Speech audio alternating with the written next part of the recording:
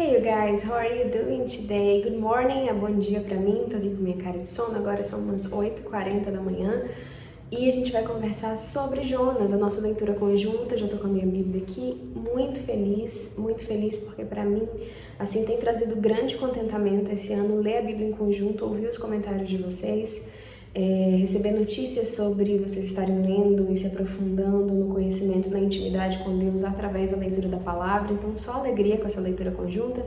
Vamos conversar sobre Jonas hoje, coisa rápida, as minhas reflexões e aplicações, assim, para minha vida mesmo sobre o texto, como vocês compartilharam de vocês. Quem ainda não compartilhou e quiser utilizar a seção de comentários, fica à vontade.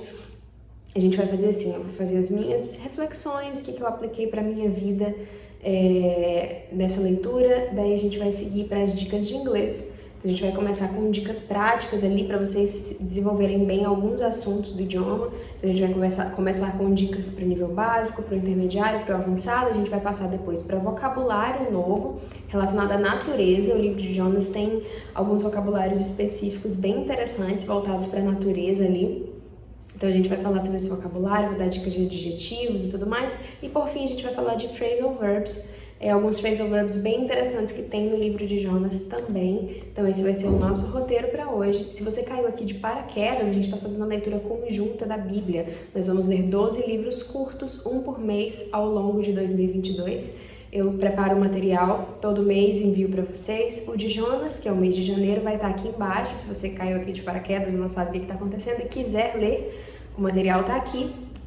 E eu espero que você venha com a gente e continue ao longo de todo o ano de 2022, porque certamente a palavra do Senhor ela é atemporal e ela é capaz de mudar os nossos desígnios e mudar a nossa vida. Mudou a minha, continua mudando. Então, vamos começar sobre Jonas então. Então, pessoal, de forma bem rapidinha, eu não quero tomar muito do tempo de vocês. O que mais, assim, tocou o meu coração nesse texto, logo de cara, foi o último verso do primeiro capítulo. Então, só recapitulando para vocês lembrarem aqui, Jonas entra num barco para fugir da missão que Deus tinha para ele, só que, obviamente, dá errado e começa aquela grande tempestade, eles naquele risco de sucumbir, e aqueles homens chegam, né, o descortinado do primeiro capítulo, chegam realmente à conclusão de que Jonas é ali o problema. Ele admite que ele serve ao Deus, ele fala assim, eu sirvo ao Senhor, o Deus dos céus, que fez o mar e a terra seca. Ou seja, ele servia ao Deus dos céus, da terra e dos mares, e diante daquilo, no descortinado capítulo, eles precisam jogar Jonas na água e eles continuam com o risco de sucumbir, e aqueles homens que não conheciam ao Senhor, ao contrário de Jonas, eles fazem um pedido porque eles realmente não querem sucumbir. E aí nós chegamos ao último verso do capítulo, em que eles falam assim, quando eles são salvos, né, e aí eles jogam Jonas e o mar se acalma, eles fazem um pedido e o mar se acalma. E agora só esses homens, sem Jonas no barco, só os homens, eles fazem o seguinte: quando isso aconteceu, eles temeram grandiosamente ao Senhor e ofereceram um sacrifício ao Senhor e fizeram votos com o Senhor.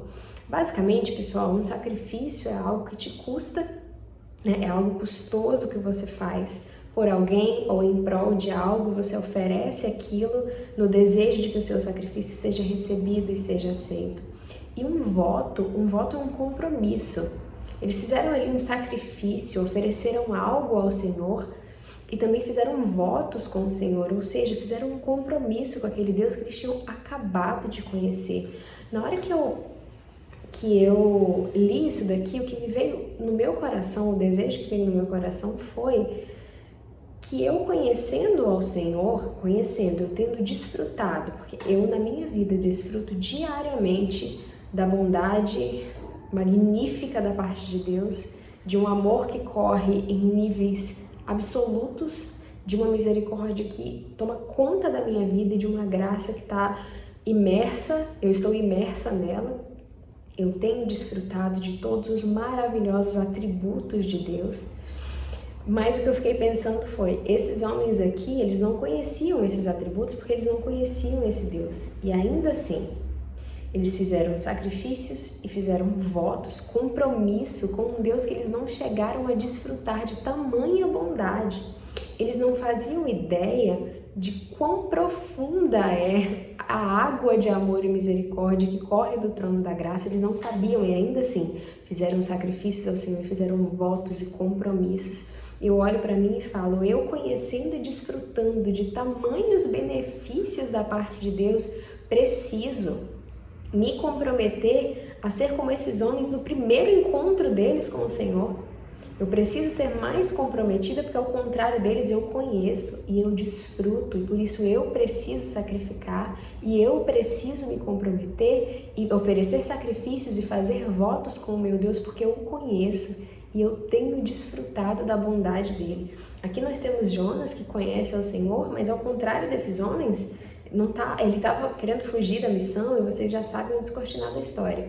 Mas o meu foco ficou nesses homens, que no primeiro encontro com Deus, no primeiro encontro, sem ter desfrutado de todos os atributos que o Senhor tem revelado a nós, sem ter desfrutado de nada disso, eles se comprometeram em votos e sacrifício.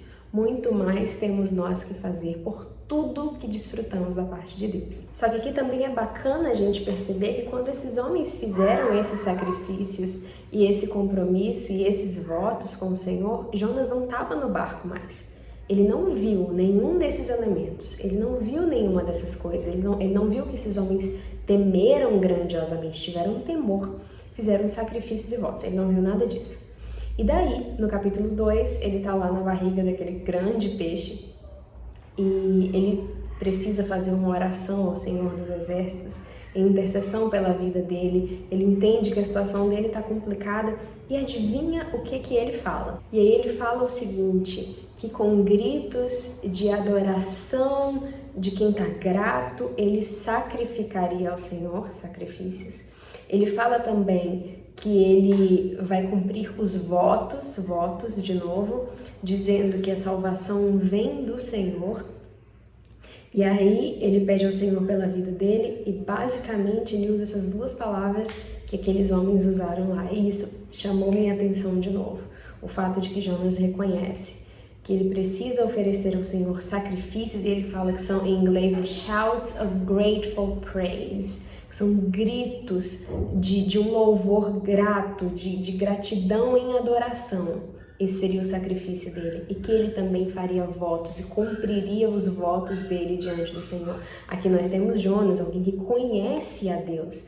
E como disse ele no primeiro capítulo, não só conhece como serve e adora ao Senhor que criou os céus, a terra e os mares, sendo alguém que conhece ao Senhor como nós conhecemos, ele finalmente faz aquilo que aqueles homens, antes de desfrutar de todos os benefícios do Senhor, já estavam fazendo. Obviamente fica uma grande lição pra gente. E eu fiquei pensando que eu não quero, de forma alguma, precisar chegar em uma situação de grande risco, que eu preciso de grande intervenção divina para eu reconhecer, poxa Senhor, a salvação vem de Ti, eu vou oferecer sacrifícios e eu vou oferecer votos. Nesse momento, é bacana que a gente seja como aqueles homens que no primeiro encontro já se compromete com o Senhor em votos e sacrifícios, porque fato é que recebemos muito, muito, infinitamente mais do que merecemos. E o que ficou na minha cabeça nesses 2 primeiros capítulos foi um dever de um compromisso com o Senhor por tudo que temos desfrutado e que não seja necessário a gente ser levado a caminhos muito mais difíceis para a gente perceber que temos desfrutado muito, que temos que aceitar a missão que Ele tem para nós. Que não seja necessário nada disso, mas que desfrutando de muito mais do que merecemos, já seja mais do que o suficiente para que a gente se comprometa com o Senhor, oferecendo sacrifícios, oferecendo a nossa própria vida em submissão a Ele e oferecendo os nossos votos e os nossos compromissos com as missões que Ele tem para nós. O mesmo acontece, pessoal, lá no capítulo 3, quando o rei escuta a mensagem que Jonas tinha ido entregar e ele realmente chama o povo a uma responsabilidade, né? Ele determina lá que o pessoal se sacrificasse de novo, sacrifício no sentido de não comer, não beber, mudar as suas roupas, e eles também fazem um voto de mudar os seus caminhos maus. Então, de novo, sacrifício foi o que ficou ali na minha cabeça, no meu coração, sacrifício e voto, compromisso e entrega vindo de pessoas que não desfrutaram nem metade do que Jonas já tinha desfrutado por servir ao Senhor dos céus, da terra e do mar. sabe? Isso ficou muito, muito claro para mim, muito descortinado diante dos meus olhos enquanto eu lia o livro de Jonas, sacrifícios e votos, compromisso e entrega, que é o nosso dever, só que nós temos desfrutado muito. E aqui veio de muita gente que não desfrutou metade, não tinha metade da intimidade que nós temos com o Senhor. E às vezes a gente falha na nossa entrega e nos nossos votos e compromissos com Deus.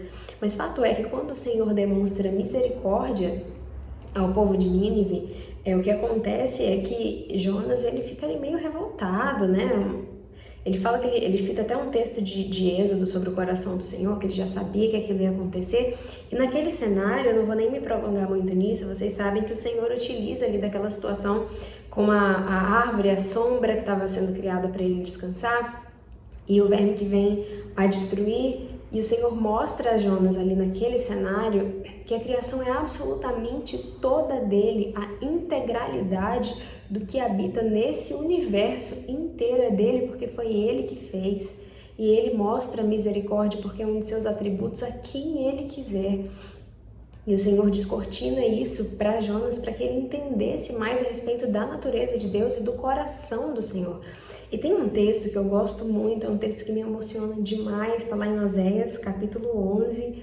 Eu gosto muito dele, para mim é um dos textos bíblicos que está ali escondidinho, se você deseja ler as entrelinhas, ele está ali escondidinho, os atributos do coração de Deus.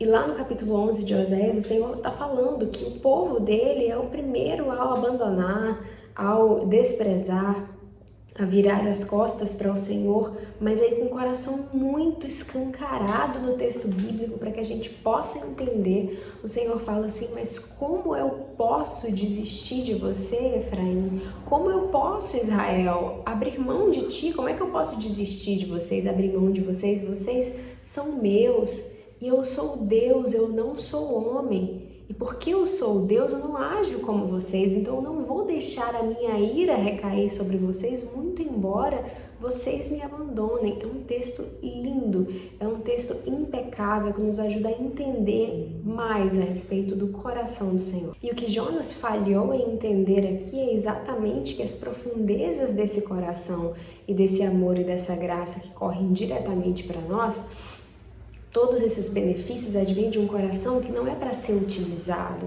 Ou seja, nos momentos em que foi interessante para Jonas receber atributos magníficos desse coração, ele recorreu e pediu e clamou ao Senhor.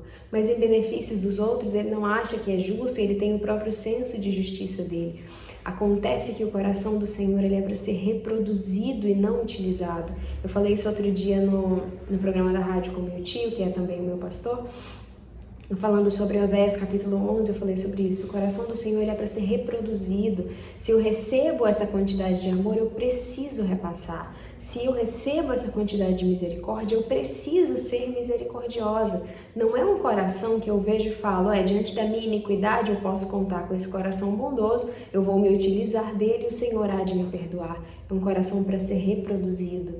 Parte dos céus para ser reproduzido por nós, conforme a gente vai entendendo as profundezas desse coração de Deus. E o que ficou para mim é que eu preciso, assim como aqueles homens no navio e assim como o rei e aquele povo, eu preciso crescer em comprometimento, eu preciso crescer em votos e em sacrifício e em entrega ao Senhor, pelo muito que eu tenho recebido, assim como aqueles homens que, antes de conhecer as profundezas do amor de Deus, eles já estavam ali, pelo que eles viram e o pouco que eles tiveram de experiência com Deus, eles já estavam em votos, em sacrifícios, em entrega e em temor. Muito mais tenho eu que fazer por conhecer e desfrutar de todos os benefícios que o Senhor tem destinado a mim.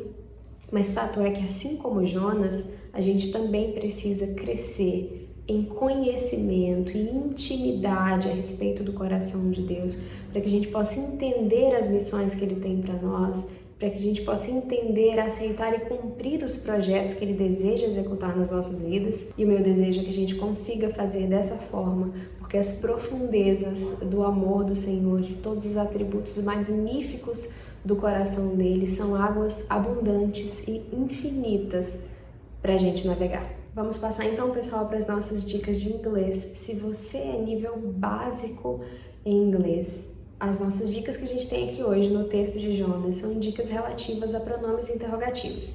Em inglês a gente chama de WH question words, que são aquelas palavras WH. Por que elas são chamadas assim? Porque muitos dos pronomes interrogativos em inglês, e pronomes interrogativos, só lembrando e tirando aí os nomes complicados, aquelas palavrinhas que a gente usa para fazer perguntas, sabe? Onde? Quando? Por quê?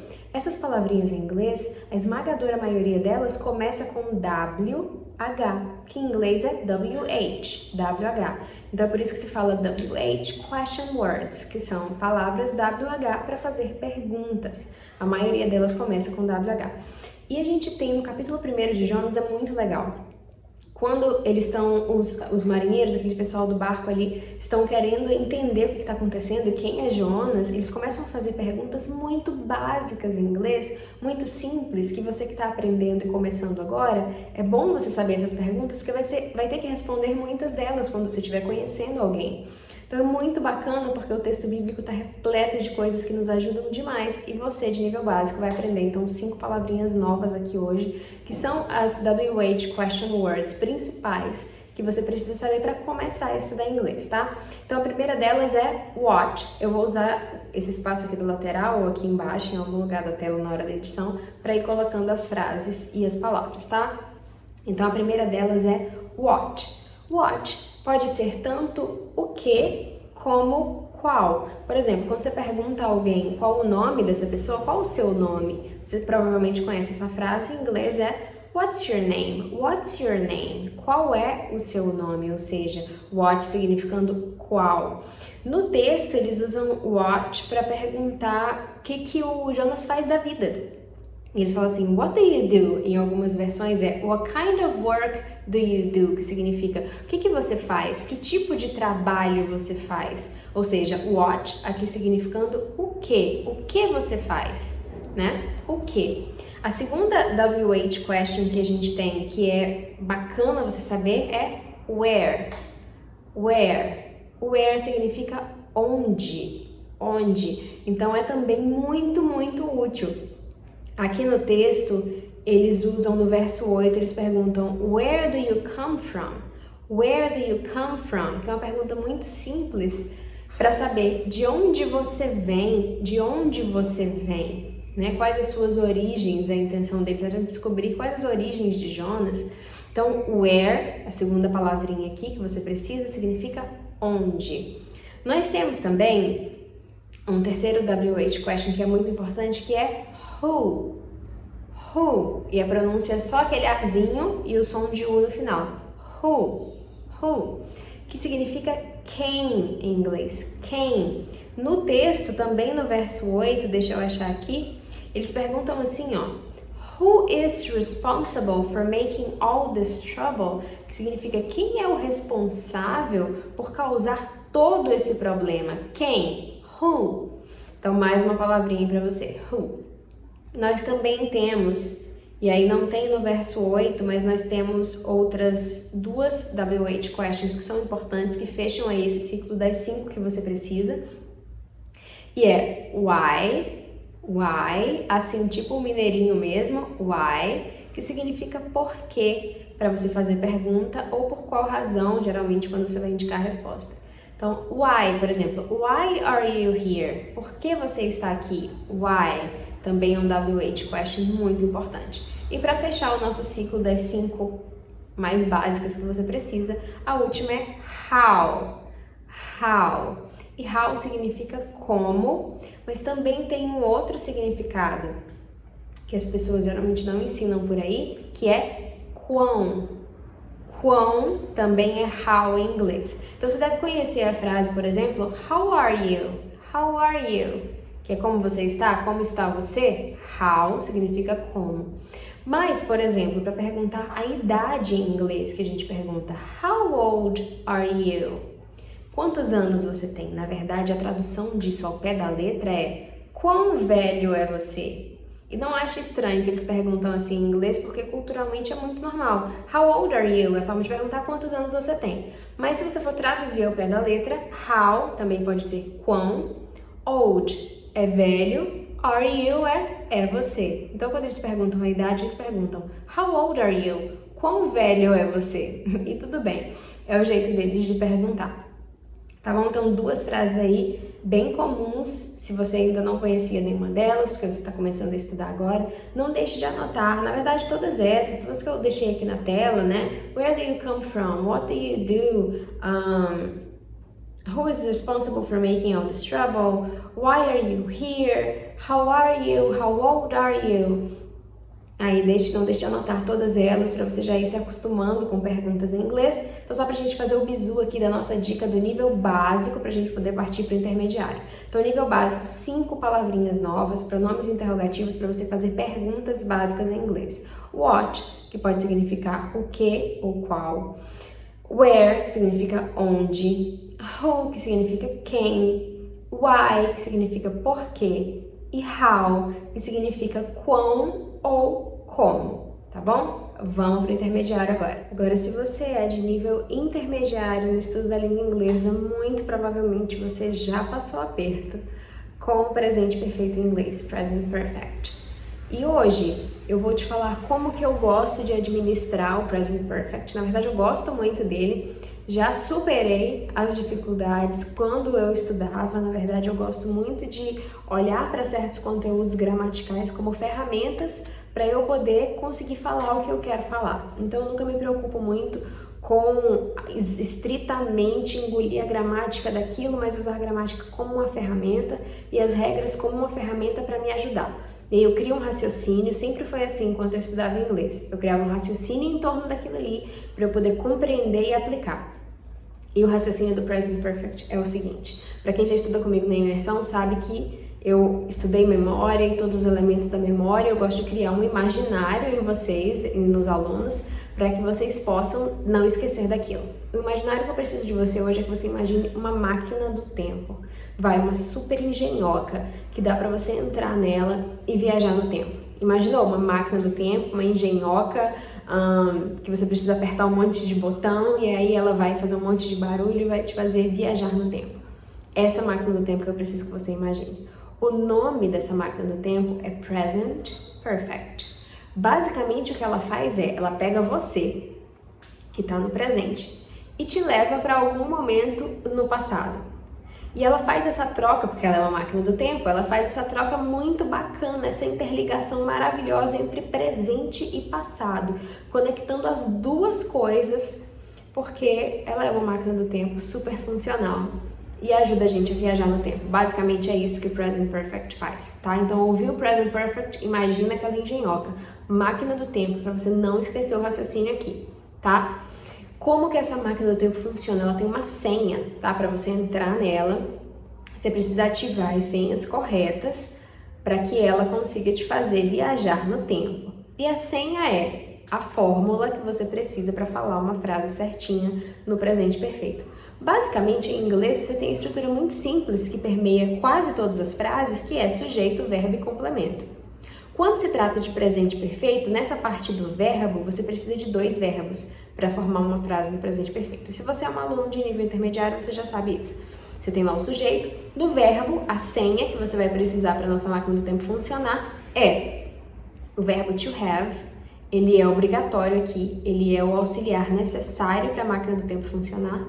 Mas o segundo verbo é o verbo principal, ele vai estar no particípio, tá? Aquela terceira coluna que você também já conhece se você já estuda inglês há algum tempinho.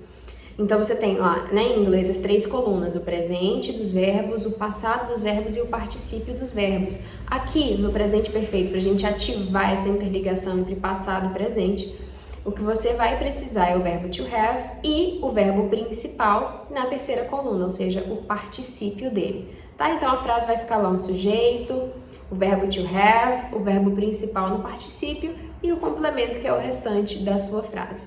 Tá, Carol, mas que momentos do passado essa máquina do tempo vai me levar? Tem professores que gostam de passar uma sequência de regras, eu gosto de passar 3. São 3 estruturas principais que você precisa entender para você pegar o jeito do presente perfeito, tá? 3 estruturas principais, 3 situações principais que ela permeia.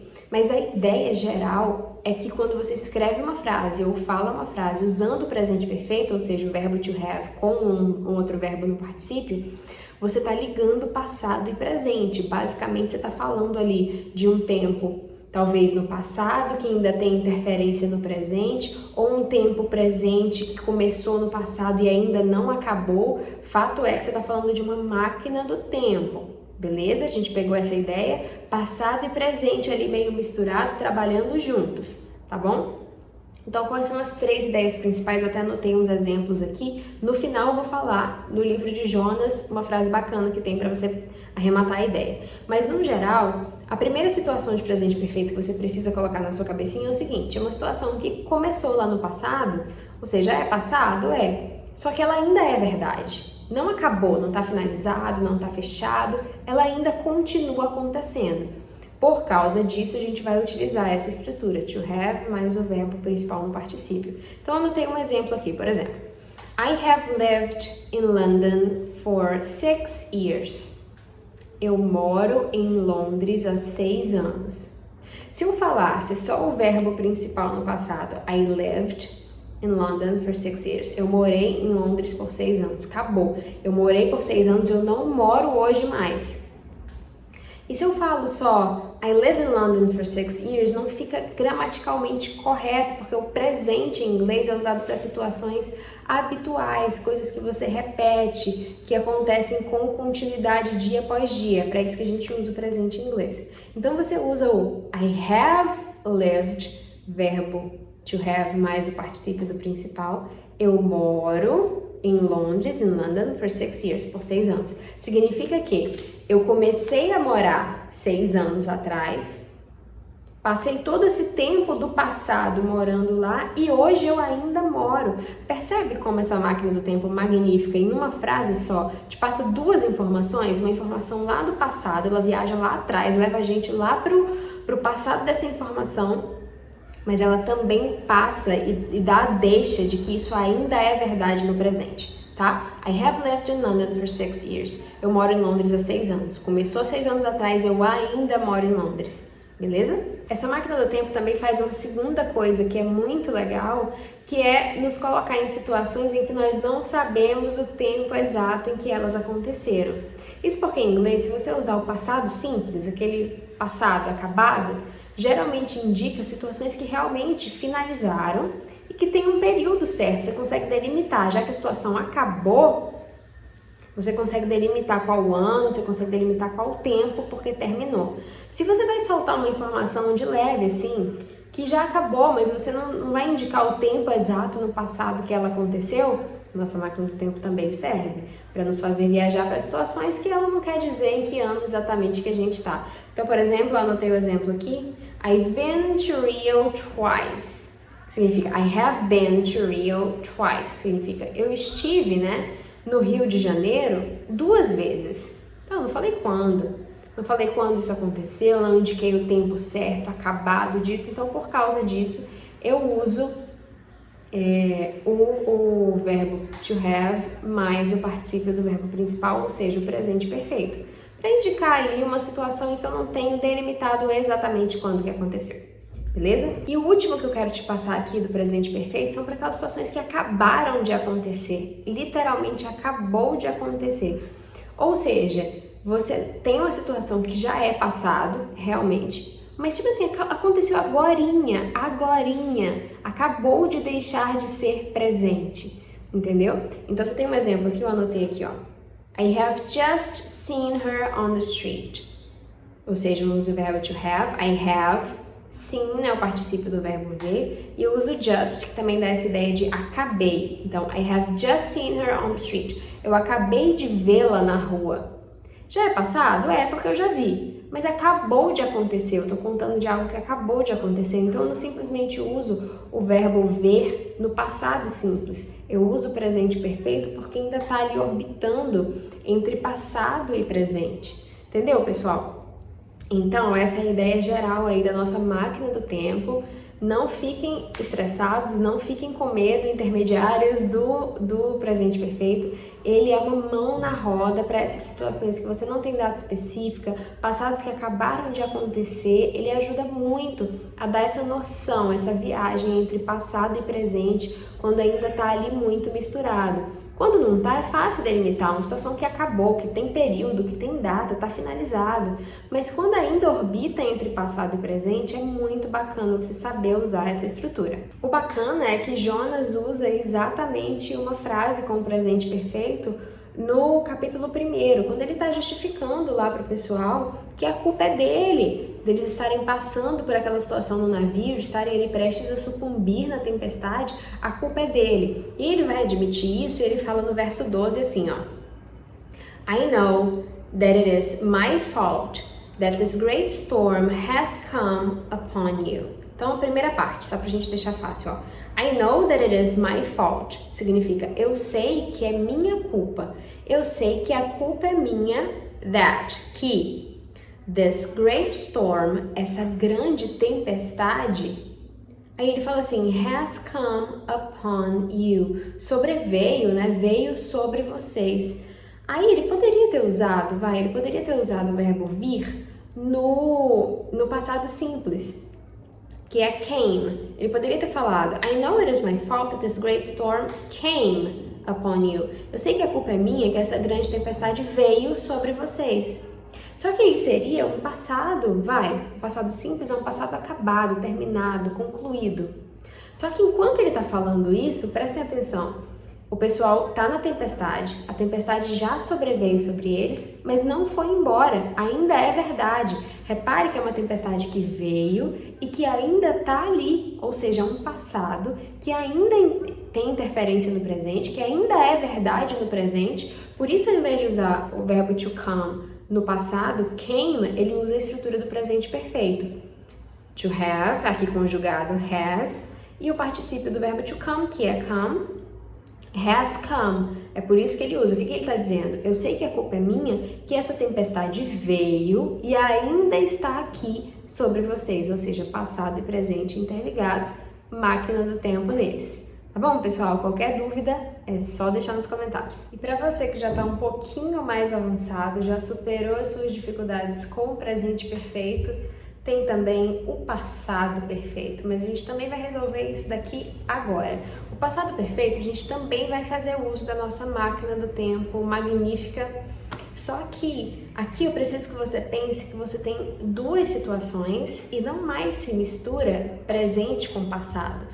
Na verdade, se mistura passado com passado. Então, grava isso, passado perfeito. É tão perfeito que o que ele mistura aqui, o que a nossa máquina do tempo vai fazer, vai ser pegar uma situação já do passado e levar para mais passado ainda e intercalar as duas, tá? Então, você vai ter numa frase duas situações, as duas no passado. E aí você precisa, obviamente, para fazer a diferença entre qual é mais passado do que a outra, porque uma é mais passado do que a outra, tá? Uma já aconteceu num período anterior e a segunda foi no mais anterior ainda, mais tempo atrás, mais passado. Para fazer essa diferença, você precisa, né, de duas estruturas. Então, a primeira estrutura você vai usar o passado simples e para aquilo que for mais passado ainda, você vai usar o passado perfeito. E a fórmula dele para fazer a nossa máquina do tempo funcionar é muito parecida com a do presente perfeito. Basicamente, você vai usar o have, só que aqui você vai usar ele no passado, porque a gente está falando de passado, passado, passado. Então, você vai usar o had, que é o passado do verbo to have. E o verbo principal no particípio, igualzinho ao presente perfeito, tá? Então, a única alteração, bizu aqui, a única alteração na fórmula é que o have vai para o passado, vai ser had, ok? E aí, além disso, você vai estar falando de duas situações no passado. Uma já aconteceu no passado, uma ainda é mais antiga, mais passada ainda. Beleza? Vamos ver os exemplos. Na verdade, eu anotei um aqui para ilustrar e tem um no texto de Jonas, muito bacana também, falando a respeito do Senhor e dos propósitos dele, que usa o passado perfeito. Mas vamos ver um exemplo bem simples aqui. Imaginem que eu estou contando para você sobre uma festa que aconteceu. E aí a gente está falando sobre o quanto as pessoas comeram, porque o legal de festa é ter comida. E aí a gente discutindo sobre o quanto as pessoas comeram, eu te falo que quando eu cheguei nessa festa, eu tô te contando, quando eu cheguei, ou seja, eu já tô te falando de uma festa que já aconteceu no passado. Quando eu cheguei nessa festa, eu já tinha comido, ou seja, eu nem esperei para comer na festa, não, eu comi em casa. Então, quando eu te dou essas duas informações, quando eu cheguei na festa, isso aqui é passado, eu tô te falando de uma festa que já aconteceu. eu já tinha comido, ou seja, antes mesmo da festa eu já tinha me alimentado. Essa segunda frase é mais passado ainda, é mais anterior, foi há mais tempo. Deu para pegar? Você tem duas situações no passado. Então, em inglês, para eu falar isso, eu falaria o seguinte: When I got to the party, quando eu cheguei na festa, got no passado, simples. Eu já tinha comido. I had already eaten. Had, a nossa estrutura, o verbo to have no passado, que é a estrutura do passado perfeito. E eaten é o particípio do verbo to eat, comer. Tá? Então, when I got to the party, I had already eaten. Quando eu cheguei na festa, eu já tinha comido. Duas situações no passado, só para ilustrar. Vamos ver agora no livro de Jonas? Tá aqui, ó, deixa eu verificar aqui, que eu anotei. Tá no verso 10, lá do capítulo 3, nós temos um exemplo muito legal de passado perfeito. E aí, ele tá falando o seguinte, no verso 10. When God saw what they did and how they turned from their evil ways, ou seja, quando Deus viu o que eles tinham feito e como eles se viraram, né, contra, se arrependeram dos seus caminhos ruins, ou seja, falando do povo, né, de Nínive que se arrependeu, que ofereceu sacrifícios e tal. Ele tá falando, quando Deus viu, ele tá contando pra gente, uma situação do passado, Deus viu, já aconteceu. Quando Deus viu o que eles fizeram e como eles se arrependeram, aí o que Deus faz? He did not bring on them, ele não trouxe, não causou a eles, the destruction he had threatened, a destruição que ele tinha prometido e que ele tinha ameaçado. O que ele está dizendo aqui? Primeira situação no passado. Primeira situação no passado. Quando Deus viu que o povo tinha se arrependido, ele não trouxe também no passado, não trouxe sobre eles a destruição que ele tinha prometido lá atrás, certo? Então, duas situações no passado. A gente está no presente lendo uma história que ele fala. Quando Deus viu, ele não trouxe a destruição que ele tinha prometido lá atrás. Como que fica isso em inglês? When God saw, quando Deus viu, no passado simples. Passado do verbo to see, saw. Quando Deus viu que eles se arrependeram, ele não trouxe a destruição que ele tinha prometido. Aqui no tinha prometido a gente vai usar o passado perfeito, ou seja, o have no passado, had, e o ameaçado, prometido, threatened, no particípio, tá? Então, para vocês aí um pouquinho mais avançados, o capítulo 3, verso 10, tem essa estrutura do passado perfeito. Leiam com atenção que vocês vão pegar direitinho. Tem vários verbos no passado simples, indicando a primeira linha do passado, ou seja, quando Deus viu que eles se arrependeram, daí não trouxe a destruição. Que destruição? Tá mais passado ainda, que ele tinha prometido lá atrás. E aí a estrutura muda. He had threatened. Ok? Você que é um pouquinho mais avançado no estudo da língua, lembra disso. Nós estamos falando de dois passados, um mais passado que o outro. Tá bom? É bem simples, máquina do tempo neles, e qualquer dúvida é só você falar. Estamos caminhando então, pessoal, para o final do nosso vídeo, e as dicas finais são dicas de vocabulário, tá? E expressões e palavras que eu acho que você não conhece, palavras muito legais que estão perdidas aí pelo texto de Jonas. Então vamos falar de alguns vocabulários relacionados à natureza. Eu separei aqui 3 palavrinhas e algumas dicas extras que eu acho que você não sabe, então você já sai daqui hoje sabendo palavras novas. Vamos lá, a primeira, lá no verso 3 do capítulo 2, ele fala sobre waves and breakers. Pode ser que você já conheça waves, que são ondas, né? Wave, no singular, é onda. E breakers também são ondas, mas são ondas cuja amplitude alcança níveis muito elevados. Naquele momento que ela alcança uma amplitude tão gigantesca que ela quebra. E ela vira, sabe aquela parte da espuma? As ondas, essas ondas muito gigantes e muito elevadas, elas são chamadas em inglês de breakers, ou breaking waves, ou breakers, tá? E aí o texto fala, Jonas descrevendo a situação dele ali, quando ele é jogado no mar, lançado no mar, ele fala sobre waves and breakers, né? Essas ondas e ondas gigantescas de amplitudes absolutas. Vocês conseguem imaginar? E aí a segunda palavra que eu coloquei aqui, que eu acho que você também não conhece, é seaweed. seaweed é como a gente fala em inglês, algas marinhas. Então tem um vocabulário muito legal sobre natureza e universo marítimo, universo marinho no texto de Jonas. E em seaweed, foco aqui só na pronúncia, porque a gente tem aquele izinho prolongado, que é uma das vogais da fonética que a gente estuda em inglês. Eu vou deixar esse símbolo aqui. Então esse símbolo é um som do I, prolongadinho. Então você tem ele duas vezes, é seaweed, seaweed, seaweed. É o jeito certo de pronunciar algas marinhas em inglês, tá bom?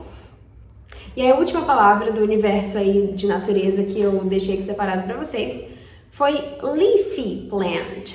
Leafy plant. Você provavelmente sabe que plant é planta.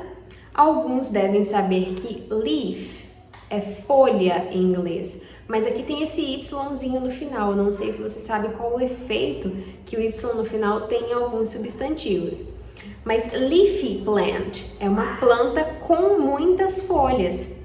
Pode parecer aqui que é redundante. Carol, você tem leaf, que é folha, e plant, que é planta. Então você sabe que planta tem folha. Mas não é isso. Esse Y que você coloca no final de alguns substantivos transforma ele em adjetivo. Eu vou te mostrar como. Então leaf é folha e leafy plant é uma planta com muitas folhas. Esse Yzinho dá a ideia de que tem bastante, é leafy, não é só leaf, que é folha, é leafy, é cheio de folha, tá? Leafy plant, então é uma planta com muitas folhas. E aí isso acontece com outras palavras em inglês. Por exemplo, a título de curiosidade, só para você saber o efeito que esse Y causa no final de alguns substantivos. Olha só, você tem nose, que é nariz, certo? Se você coloca o Y no final e coloca nosy, nosy já significa em inglês aquela pessoa que enfia o nariz em tudo, ou seja, em português a gente chamaria de enxerido. Tem noção? Você acrescenta uma letrinha Y no final de um substantivo comum, como nariz, e já vira outra palavra. Então, nosy em inglês é enxerido. A mesma ideia você usa em sleep. Sleep, sono, dormir. No caso, se você colocar o Y no final, sleepy fica aquele que é cheio de sono, o dorminhoco, aquele que tem muito sono. Então esse Yzinho geralmente transforma a palavra para trazer um significado mais recheado daquilo, e é muito bacana saber isso, porque são sentidos e são significados informais, mas que se você souber, demonstra que você tem mais intimidade com aquele idioma. E agora, como conhecer phrasal verbs nunca é demais, a gente vai falar sobre alguns aqui, e eu gosto muito de... Separei 4 aqui para vocês. Eu gosto muito de saber phrasal verbs, porque eles também são a forma informal que as pessoas se comunicam nas ruas, é a linguagem do dia a dia. Então nunca é demais acrescentar alguns phrasal verbs no seu vocabulário. No capítulo 2, verso 3, ele fala em hurl into. Hurl into something é uma expressão que você usa para falar de jogar, lançar alguém com força em algum lugar. E aí, é na hora que ele fala assim, ó, deixa eu achar aqui. Ele tá falando que o Senhor, né, ele falando com o Senhor no capítulo da oração dele, you hurled me into the depths, ou seja, você me lançou com força, você me jogou nas profundezas. Então, hurl into passa essa ideia de jogar, lançar com força, com propósito mesmo. E aí o segundo phrasal verb que eu coloquei aqui foi sweep over, que é um phrasal verb muito bom também. Sweep over significa se apoderar, tomar o controle.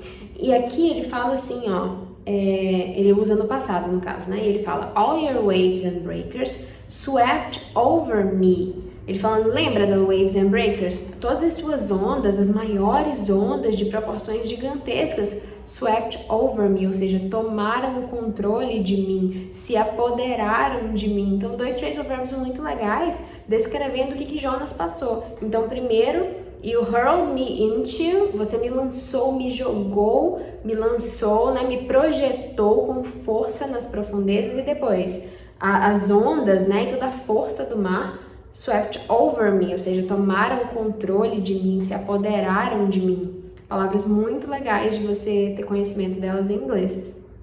E por último, a diferença de 2 phrasal verbs que nem são até bem conhecidos, mas vale a diferença aí se tem alguém que não conhece, que é run away e turn away. Run away é como a gente fala fugir em inglês, porque o verbo to run é correr. E away dá a ideia de para longe, afastado. Quando você junta os dois, run away, passa a ideia de fugir. Mas turn away passa a ideia um pouquinho diferente. To turn é virar e away é a ideia de para longe. Então, virar para longe seria dar as costas, rejeitar, tá? Então, no capítulo 1 ele fala que Jonas estava, running away, estava fugindo do Senhor, do que o Senhor queria para ele. Já no capítulo 2, quando ele usa o turn away, ele estava falando das pessoas que adoram outros deuses, que elas viram as costas, turn away, e ignoram o amor de Deus por elas. Então, a diferença aí, apesar de as duas usarem o away, o run away passa a ideia de fugir e o turn away não é só de fugir, mas é simplesmente virar as costas, ignorar. Tá bom, pessoal? Essas foram as dicas de hoje, muita coisa preciosa no livro de Jonas. Eu espero que você tenha tirado bastante proveito dessa leitura. Eu espero que você esteja disposto a continuar comigo até o final do ano.